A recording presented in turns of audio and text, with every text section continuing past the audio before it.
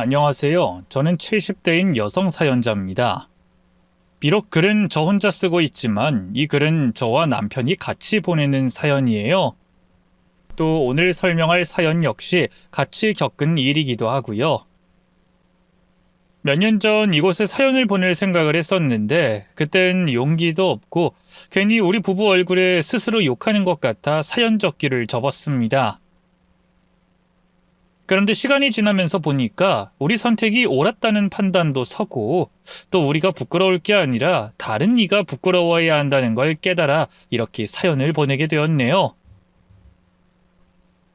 이 사람들 제각기 생각이 다르다 보니 우리 부부의 선택에 욕하실 수도 있는데 그런 거에 흔들리고 신경 쓸 우리가 아니라는 걸 이제는 알아서 상관은 없을 듯 합니다.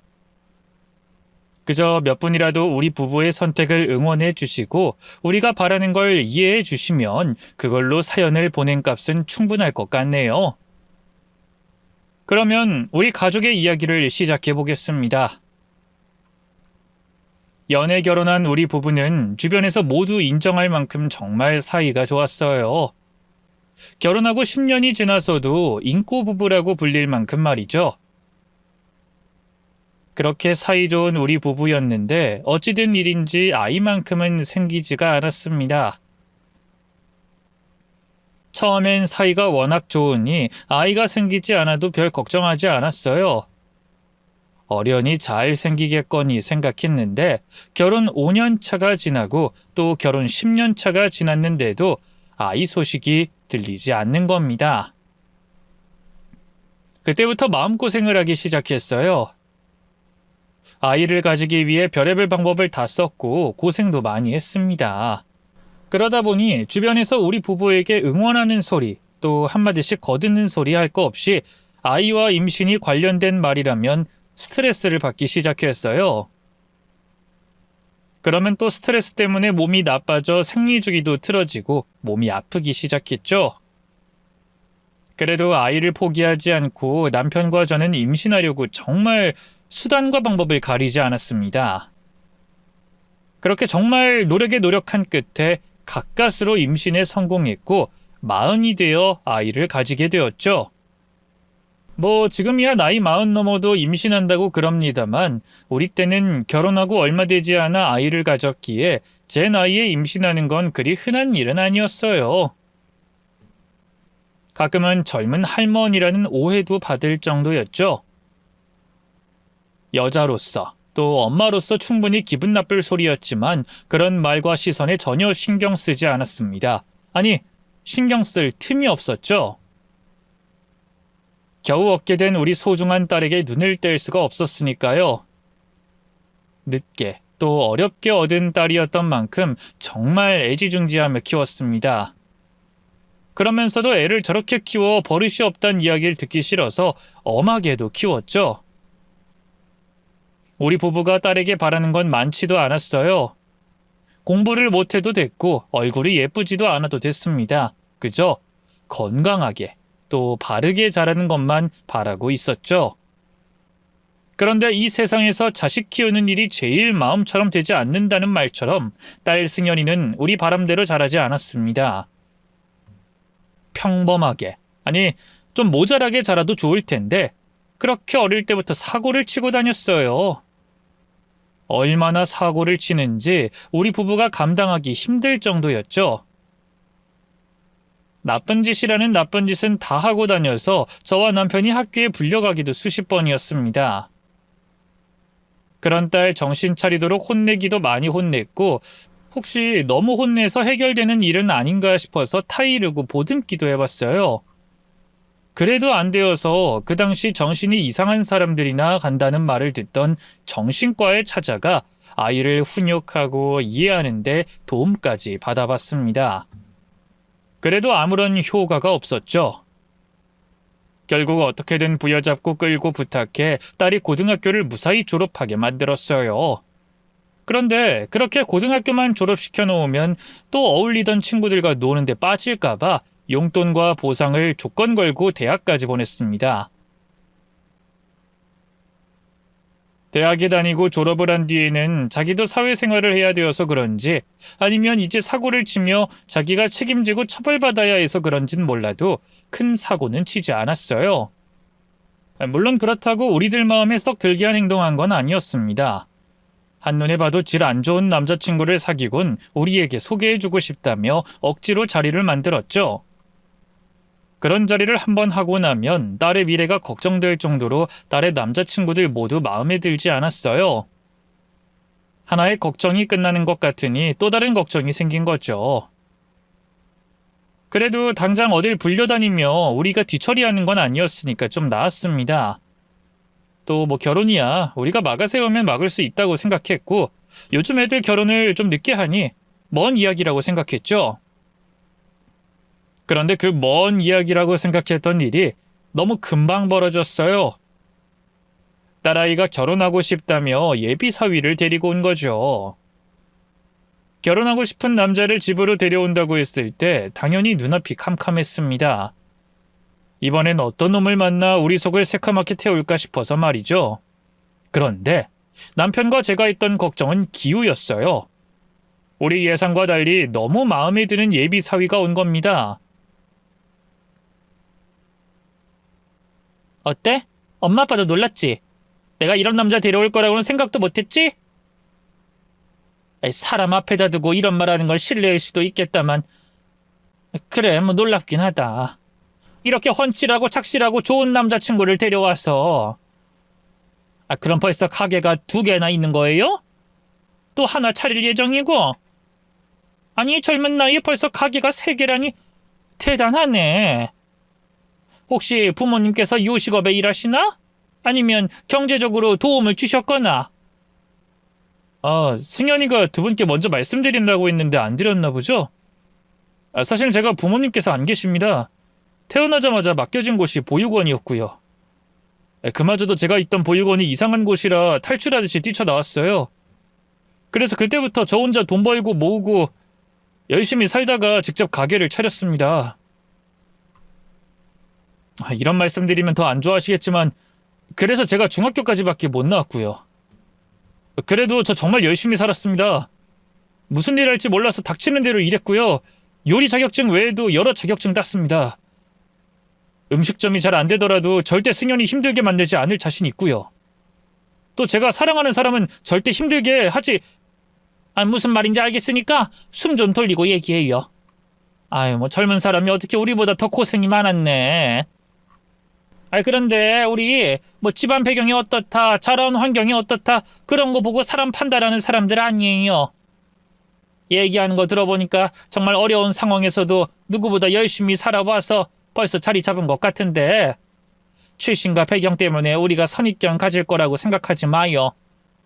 방어하듯이 변호할 필요 없어요. 다 이해하니까. 아니, 오히려 대단하다고 생각하니까. 서윤은 정말 열심히 사는 청년이었어요. 어려운 환경과 조건 속에서도 나쁜 길로 빠지지 않고 자기가 바라는 삶에 한 발짝 다가가려 모든 고통을 인내하고 견딘 성실한 청년이었습니다. 그런 청년이 우리 딸을 만난다는 게 의아할 정도였죠. 거기다 딸이 예비사위를 만날 때부터 조금은 정신 차린 모습을 보였기 때문에 그런 여러 부분에서 사위는 우리의 마음을 빼앗았습니다. 우리는 예비사위와 딸의 결혼을 허락했어요. 그리고 두 사람은 우리들 기대처럼 잘 살아줬습니다. 결혼한 딸은 이제야 자기 몫을 지냈고 사위는 우리가 예상하고 기대한 것보다 훨씬 더 나은 모습을 보여줬죠. 딸을 우리보다 더 챙겨주고 사랑해주는 건 물론이고 우리 두 사람에게까지 그 관심과 사랑을 그대로 전해줬습니다. 장인어른 좋았습니다. 이 시간에 자네가 웬일인가? 가게는? 가게 가는 길에 잠깐 들린 거예요. 이거 제가 아는 분이 주신 건데 아버님께서 좋아하실 것 같아서 가져왔습니다. 이게 뭐야? 이거 삶 아니야? 이 귀한 걸 누가 줬다고? 그리고 이런 게 있으면 자네가 먹어야지.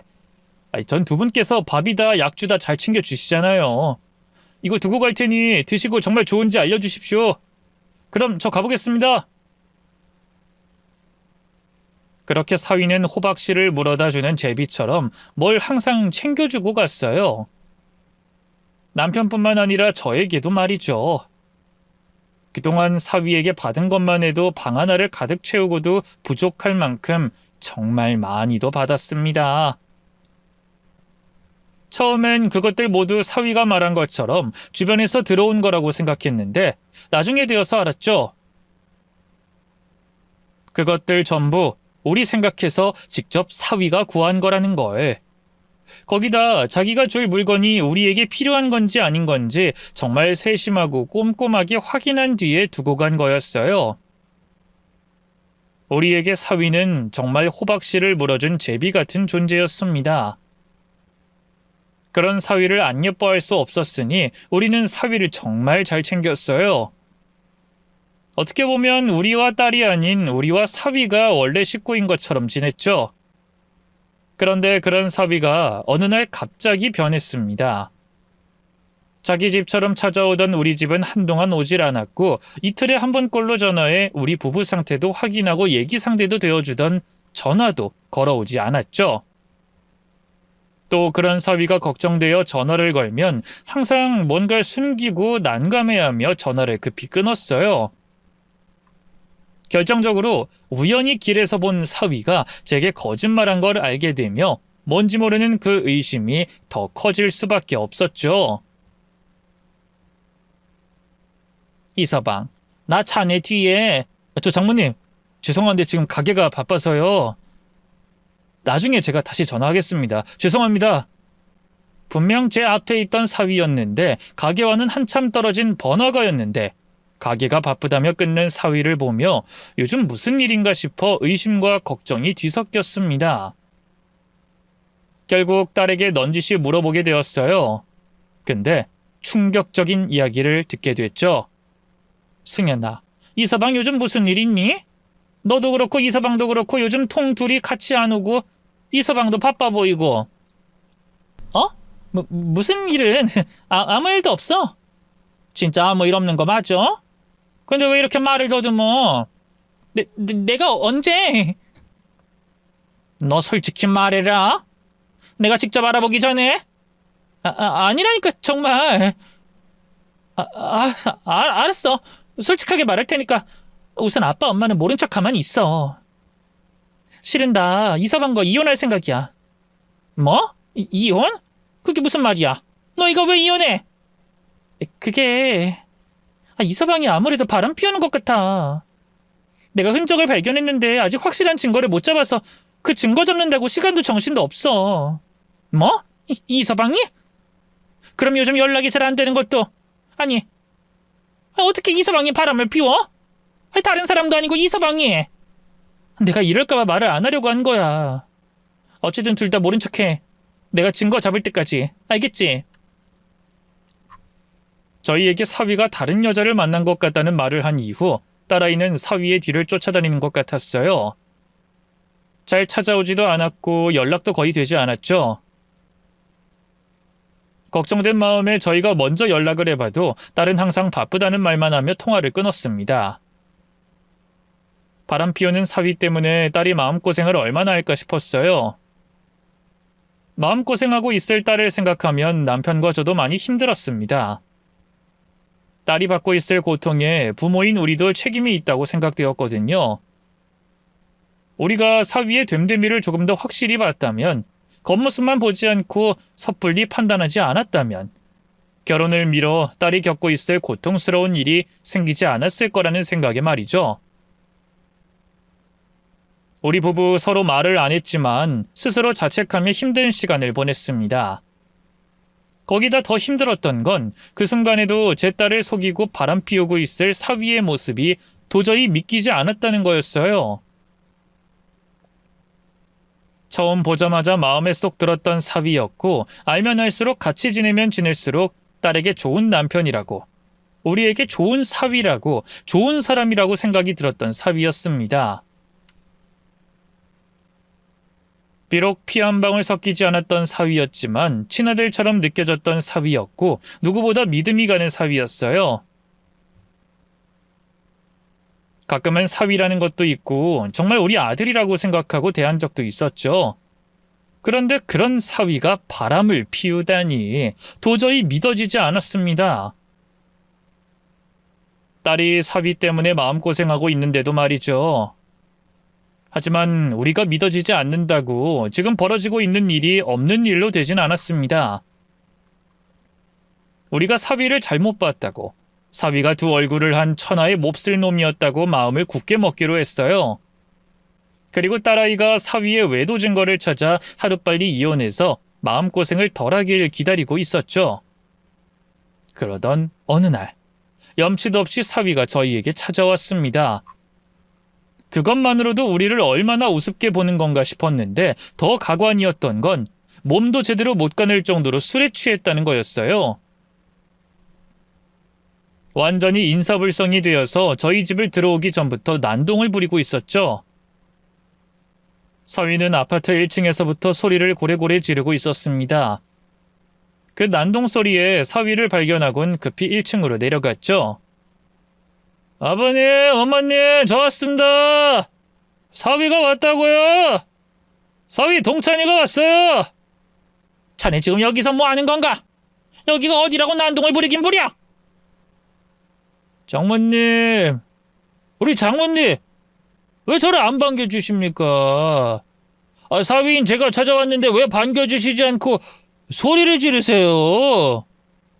내가 지금 자네에게 소리 안 지르게 생겼어? 자네 요즘 뭐하고 돌아다니는 거야? 정말 승현이 말처럼. 여보, 그만. 그거 아직 아무것도 확보 못했는데 흔적이라도 지우면 어쩌려고. 나서지 말고 가만히 있어. 우선 이 서방 돌려보내든 집으로 올려보내든 하자고. 지금 무슨 말씀을 두 분이서만 나누십니까? 사위인 제가 왔다니까요? 이 서방이 왔다고요. 그리고 저 집으로 안 갑니다. 장인어른 장모님 만나러 왔는데 제가 왜 집으로 갑니까? 올라가시죠. 올라가셔서 사위에게 물 한 잔만 주세요. 네? 저 목이 너무 마릅니다. 가슴에 불덩어리가 있어서 그런지 술을 마셔도 물을 마셔도 계속 속이 타네요. 그러니 물 좀 주세요. 아니, 이 사람이 진짜. 자네!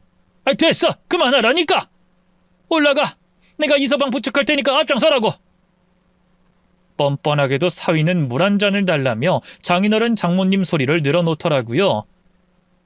우리 집에 찾아온 것보다 우리에게 장인 장모님이라고 말하는 그 태도가 정말 가증스러웠어요. 그 말을 들었을 땐 사람이 어떻게 그렇게도 뻔뻔할 수 있냐고, 도대체 내 딸에게 무슨 짓을 하는 거냐고 묻고 싶었죠. 하지만 남편이 절 말렸습니다.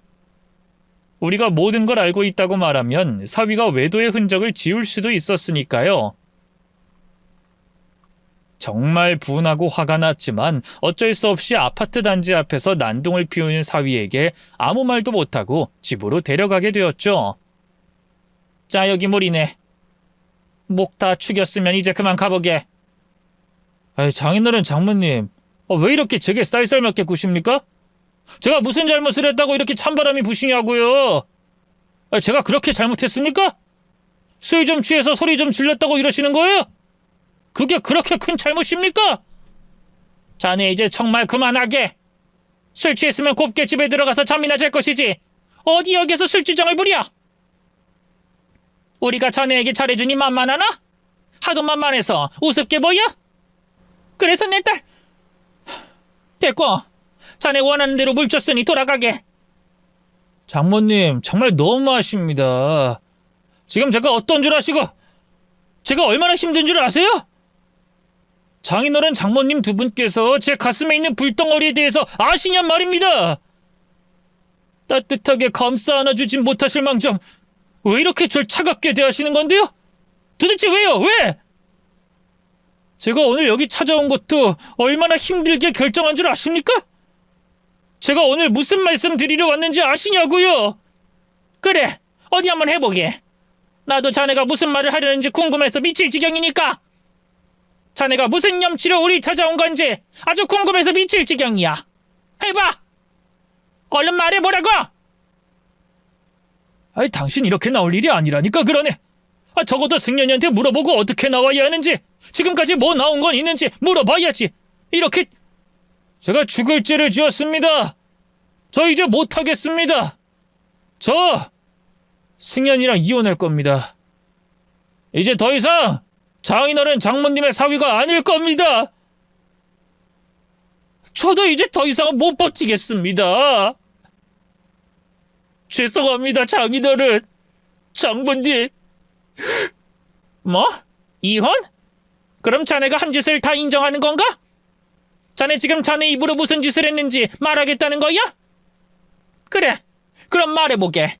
내가 녹음해서 증거로 남겨놔야 하겠으니까. 자네 입으로 자네가 무슨 짓을 저질렀는지 말해봐. 그러니까 사실은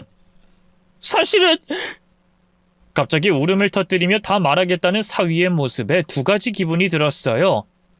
하나는 이거다 싶어 들뜬 기분이었죠. 사위가 외도를 인정하면 제 딸이 더 이상 마음고생, 몸고생할 필요가 없는 거잖아요. 그런데 그런 들뜬 기분과 달리 한편으로는 착잡했습니다.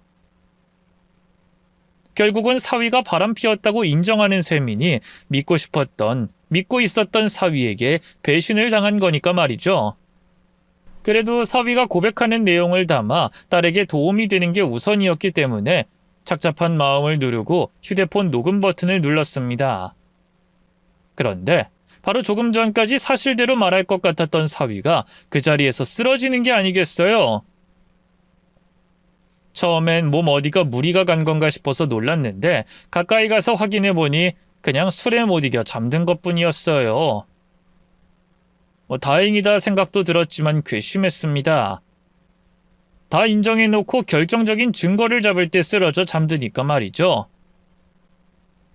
술에 취해 잠든 사위가 괘씸하면서 열을 받았던 저는 직접 그 증거를 잡아내기로 결심했습니다.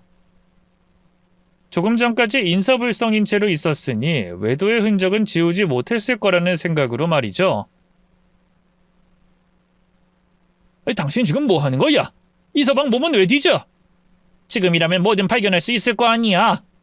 당신 조금 전에 이놈이 하는 말 못 들었어? 자기 입으로 인정하는 거 못 들었냐고. 그런데도 가만히 놔둘 거야? 분명히 지금 여기 어딘가 이놈이 우리 딸 버리고 딴 여자 만나는 흔적이 있을 텐데 그냥 놔둘 거냐고. 나 이제 우리 승연이 고생하는 거 못 보겠어. 증거 찾아서 승연이 주고 당장 내일이라도 이혼하게 도와야지. 그래도 그 증거 인정받기 까다롭다고 했잖아. 괜히 우리가 나섰다가 일 그르치면 어떡하려고 해. 이놈이 방금 전에 인정 다 했잖아. 어차피 이놈도 우리 승연이랑 이혼할 생각이라며. 그리고 우리가 증거 찾고 승연이 불러서 주면 그만이야. 그럼 승연이가 알아서 해결하겠지.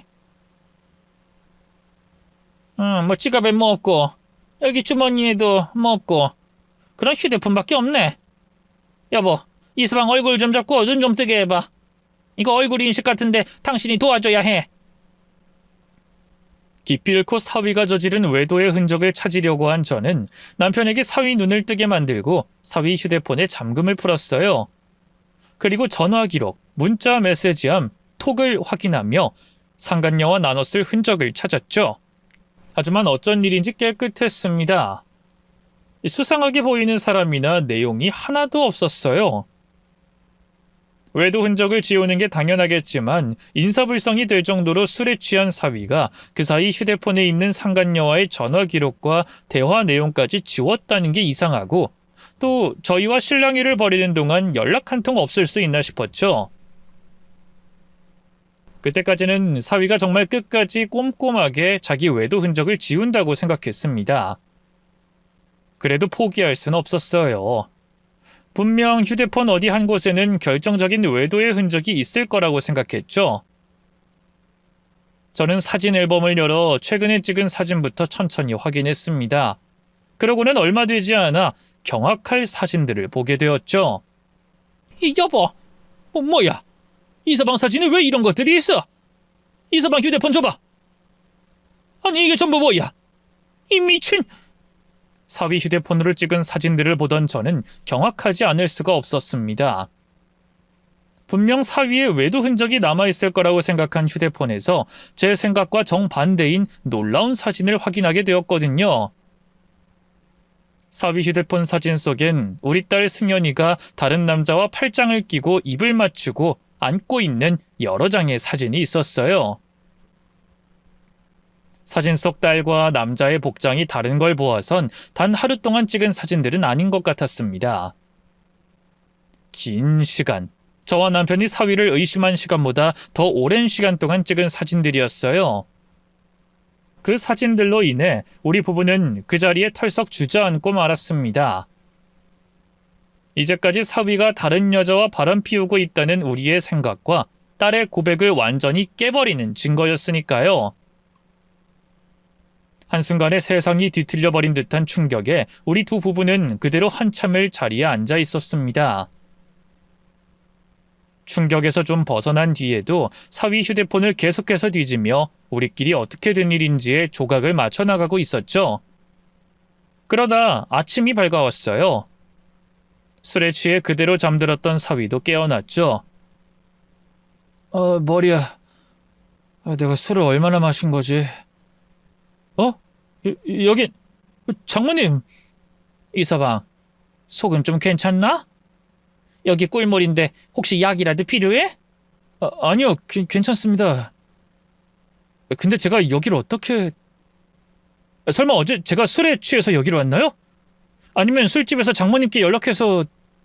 자네 어제 일이 기억 안 나나? 하나도? 네, 술을 너무 많이 먹어서요. 혹시 제가 실수한 게 있습니까? 자네가 아파트 앞으로 왔네. 와서 술에 많이 취했는지 소동을 좀 벌였어. 집에 들어와서도 그랬고. 그러다 우리에게 할 말이 있다면서 승연이와 이혼하겠다고 말했지. 네? 제가요? 죄송합니다. 제가 술에 너무 취해서 마음에도 없는 소리를 한 것 같습니다. 승연이랑 싸워서 술을 마셨는데 그 때문인지 말이 잘못 나왔네요. 걱정 끼쳐드려서 정말 죄송합니다. 근데 저 이혼할 생각 없으니까요. 너무 걱정하지 마세요. 정말 술에 취해서 헛나온 말입니다. 그럼 그 일 말고는 제가 다른 실수한 건 없나요? 뭐 이상한 말을 했다거나 행동을 했다거나 정말 기억이 하나도 안 나나 보지? 그리고 승연이랑 이혼할 생각이 없다고? 그게 정말이야? 이혼은 무슨요. 진짜 별거 아닌 걸로 다툰 거예요. 그러니까 너무 걱정하지 마세요. 제가 언제 장인어른 장모님께 걱정 끼쳐드린 적 있습니까? 아무 일 없습니다. 근데 그것 외에 정말 다른 일은 없었던 거죠? 혹시나 또 두 분께서 걱정하실 수도 있어서 확실히 하려고요. 사위는 어제 우리 부부를 찾아왔던 것과 달리 딸과 이혼할 생각이 없다고 했어요. 아니, 아무런 문제도 없다고 했습니다.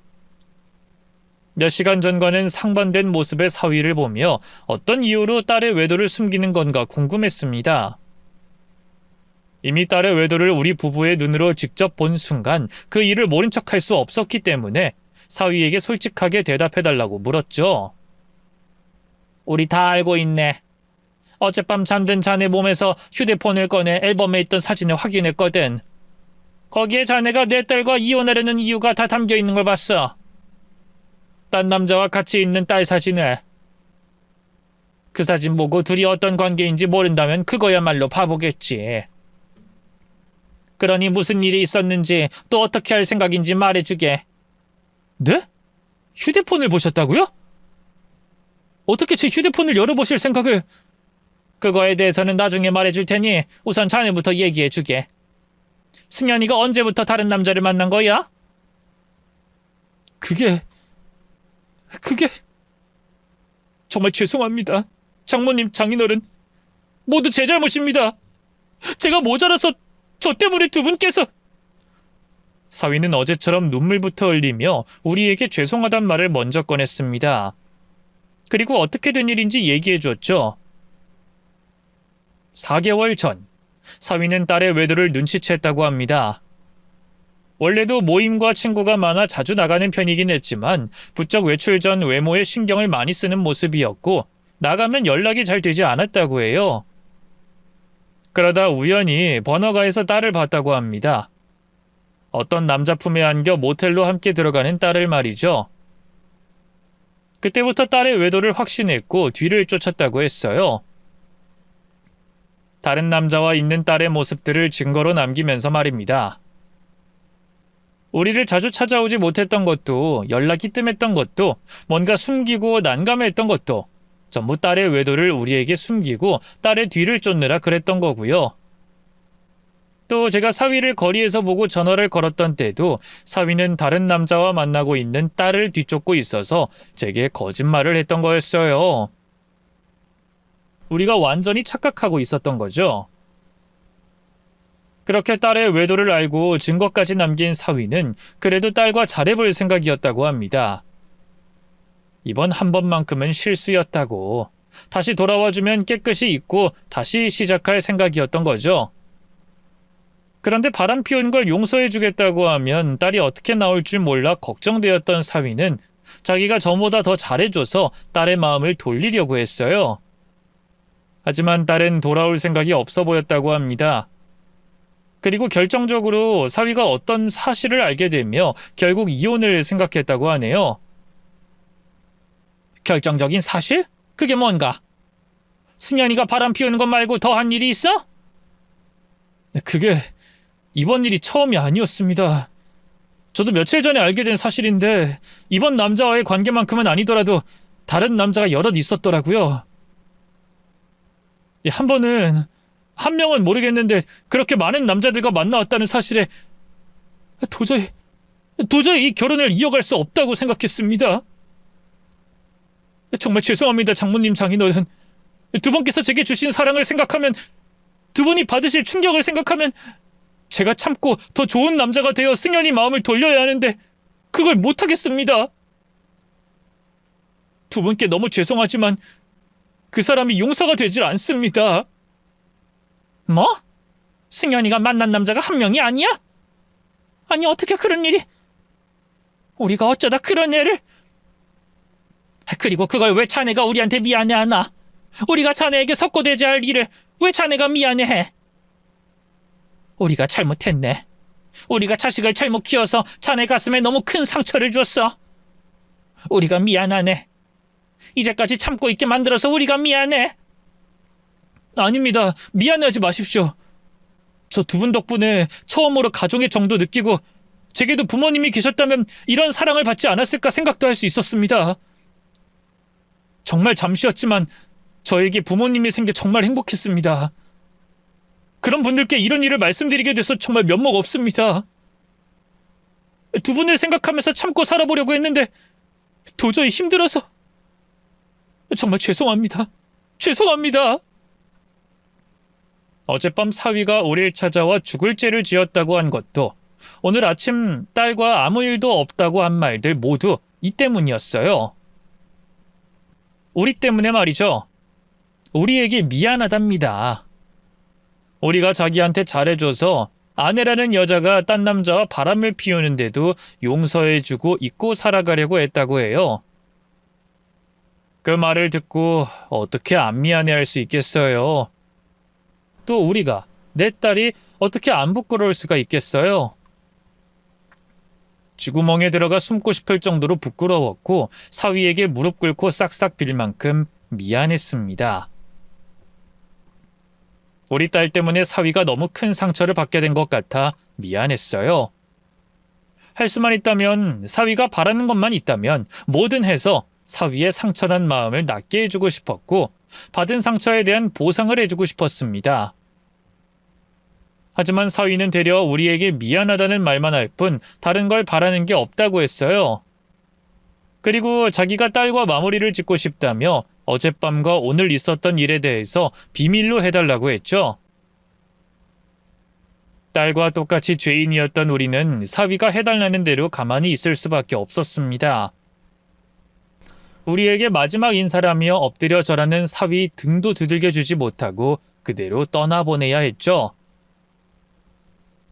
사위가 집을 떠난 뒤 남편과 저는 머리를 쥐어뜯으며 괴로워했어요. 우리 부부, 딸에게 정말 최선을 다했거든요. 정말 엄하게 대하기도 했고 혼도 낼 때는 혼냈고 또 사랑으로 감싸줘야 할 때는 무한정으로 감싸주기도 했습니다. 그런데도 정신없던 딸이 사위를 만나고 정신을 좀 차리나 싶었는데 또 이런 짓을 한 거예요. 그것도 사람 가슴에 피멍들게 하고 상처를 줄 거면 자기를 낳은 죄인인 우리에게 줄 것이지 왜 착한 사위에게 그런 짓을 한 건지 정말 그때처럼 딸을 낳은 게 후회된 적이 없을 정도였습니다. 거기다 사위에게 미안하기까지 하니 정신이 나갈 지경이었죠. 이번 일 아무리 생각해도 그냥 넘어갈 수는 없었습니다.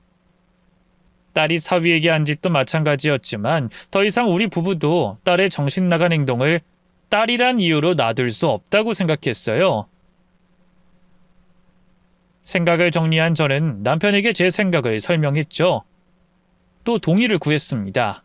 그러자 남편 역시 저와 같은 생각이었는지 제 생각에 동의를 해줬고 앞으로 할 행동에 대해서 찬성했어요. 우리 부부는 사위에게 약속한 것과 달리 그날 저녁 사위와 딸을 집으로 불렀습니다. 그리고 도착한 딸에게 어젯밤 알게 된 일에 대해 말했죠. 아 진짜 엄마는 내가 바쁘다는데 왜 이렇게 사람을... 당신도 왔어? 나도 방금 막 도착했어. 어쩐지 앞에 당신처럼 보이는 남자가 있더니 당신이었구나. 근데 아빠 엄마는 무슨 일로 우리 둘을 부른 거야? 나한테 이 사람 온다고 말하지 않... 너 이서방 몰래 남자 만나니? 엄마, 그게 무슨 말이야? 남자? 지금 무슨 소리 하는 거야? 내가 남자라니. 그래? 그럼 이서방에게 물어볼까? 네가 남자 만나는지. 이서방, 자네 솔직하게 얘기하게. 승현이가 딴 놈 만나 안 만나? 장모님, 그건 오늘 아침에 기다려주시기로... 뭐? 당신 지금 뭐라고 했어? 설마 내가 남자 만나는 거 우리 부모님한테 말했어? 당신 알고 있었어? 그래, 이제야 네 입으로 인정하네. 근데 너 우리한테 뭐라고 했니? 네가 남자 만나면서 이서방이 뭐? 이서방이 변해? 이서방이 다른 여자를 만나? 이서방, 자네 아침에 왜 우리가 자네 휴대폰 들여다봤는지 궁금해했지? 우리가 그 물음을 잠깐 잊고 있었는데 대답해주겠네. 쟤가 우리 보곤 자네에게 여자가 생긴 것 같다고 그랬어.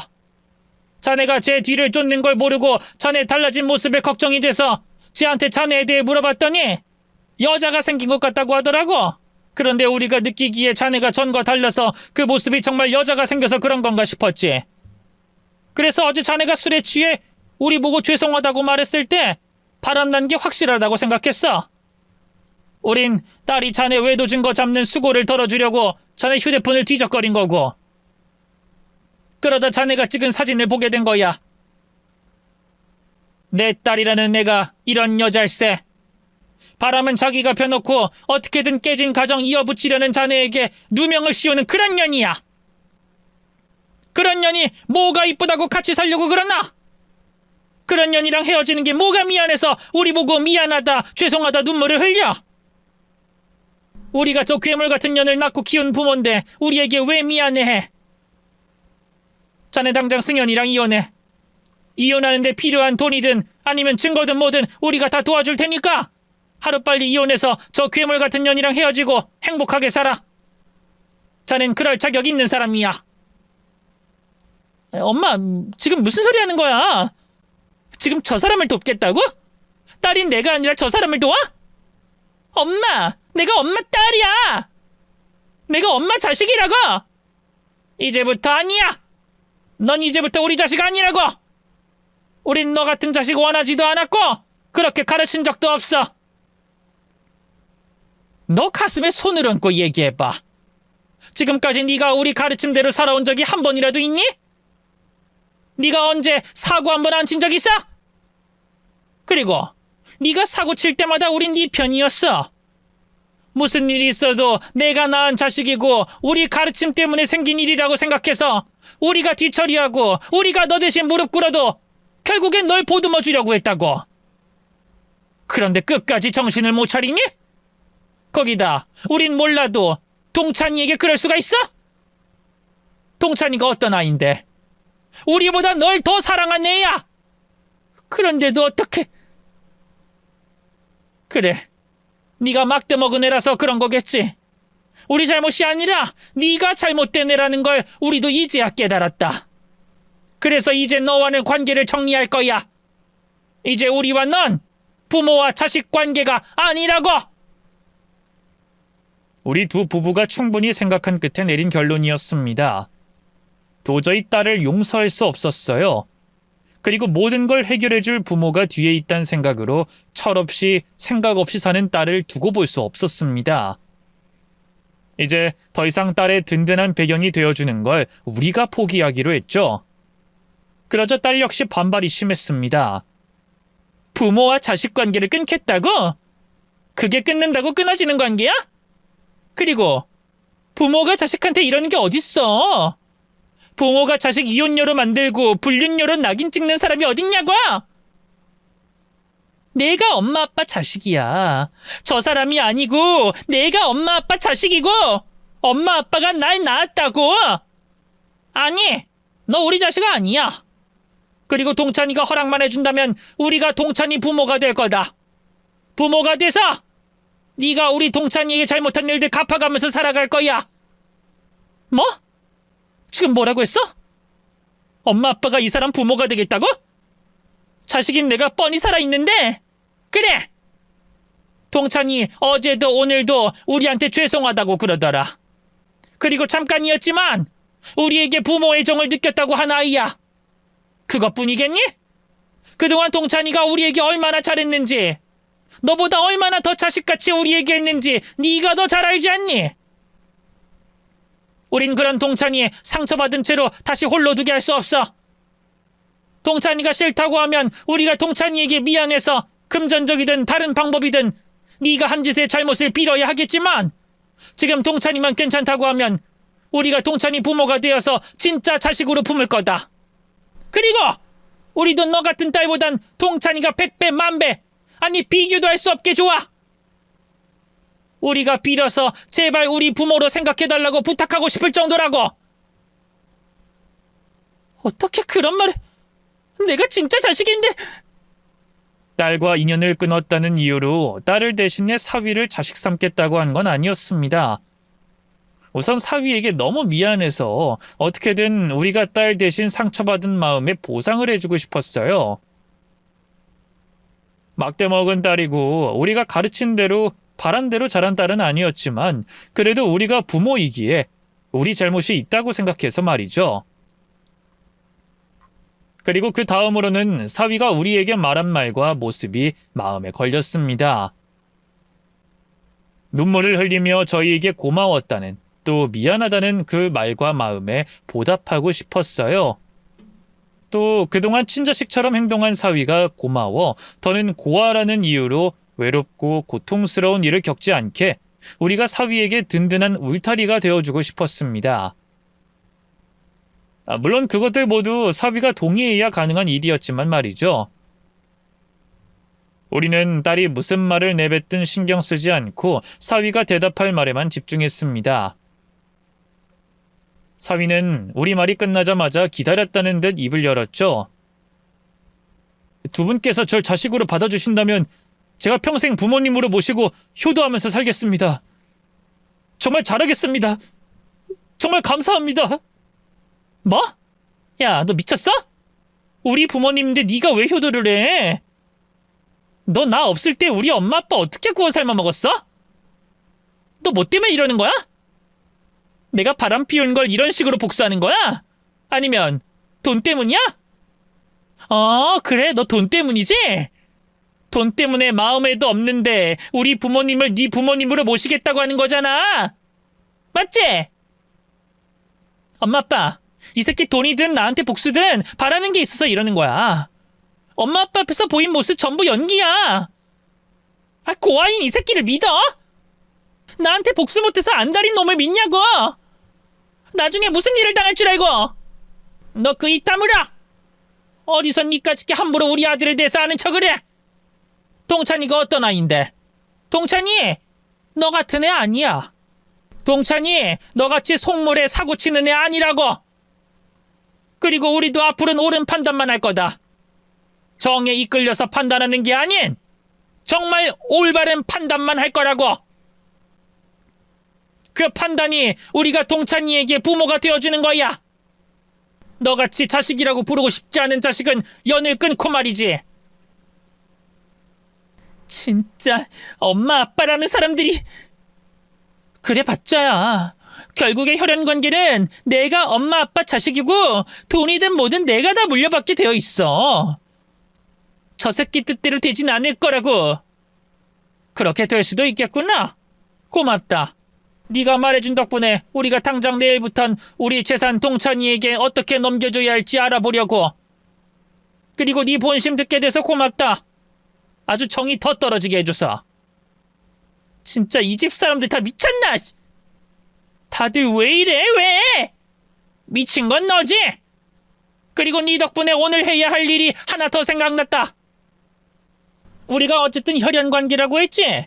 그럼 부모가 자식을 아무리 패도 폭행죄든 다른 죄든 걸리지 않겠구나. 그럼 오늘 네가 우리 동찬이에게 한 집만큼 맞아보자. 여보, 준비됐죠? 당신이 얘 가장 크게 혼냈을 때보다 더 혼내야 해요. 오늘 야구방망이 부러질 때까지 때려보자고요. 그래, 오늘 동찬이 몫에 우리가 너 때문에 힘들었던 것까지 다 털고 끝내자. 연 끊으면서 정리할 거 다 하자고. 왜 이래? 엄마 아빠 왜 이래? 나야 나. 나 하나밖에 없는 딸 승연이라고. 엄마, 아빠, 우리가 자기와 연을 끊는 걸 인정할 수 없는 건지, 아니면 이제는 자기 뒤처리와 믿을 만한 뒷배가 없어진 걸 용납할 수 없는 건지 딸은 바락바락 악을 썼습니다. 그러다 우리에게 아주 좋은 아이디어를 주었어요. 혈연관계라는 걸 말이죠. 대한민국 법에 자식이 부모를 때리면 문제가 되지만 부모가 자식을 때리는 건 문제되지 않았습니다. 우리는 훈육이라는 이름 아래 혈연관계인 딸을 때렸습니다.